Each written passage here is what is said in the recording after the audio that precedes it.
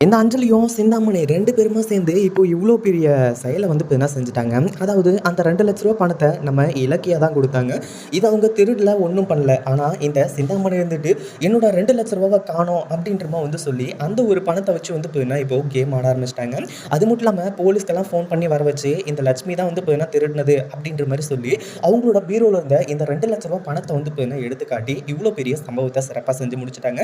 ஒரு பக்கம் வந்து பார்த்தீங்கன்னா, இந்த இடத்துல அதாவது இந்த சிந்தாமணி இருந்துட்டு இவ்ளோ பெரிய கேஸ் குடுத்ததுக்கு அப்புறமா அவங்க புருஷன், அதாவது மாசிலாமணி இருக்கார் இல்லையா? அவர் இருந்துட்டு என் தங்கச்சி அப்படி பண்ணியிருக்க மாட்டாங்க. என் தங்கச்சி பையன் அப்படி வந்து பண்ணியிருக்க மாட்டான்.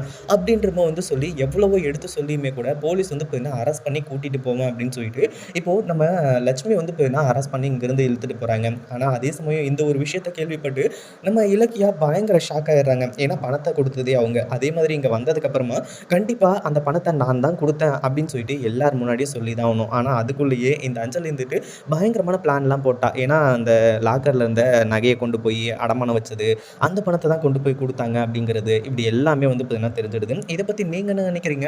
இந்த வீடியோ பிடிச்சிருந்தா லைக் பண்ணுங்க, ஷேர் பண்ணுங்க. இப்ப தான் நம்ம சேனலுக்கு ஃபர்ஸ்ட் டைம் வரீங்க அப்படின்னா, கீழ இருக்க சப்ஸ்கிரைப் பட்டன பிரஸ் பண்ணிக்கோங்க. நம்ம அடுத்த வீடியோல சந்திப்போம். வெயிட்டா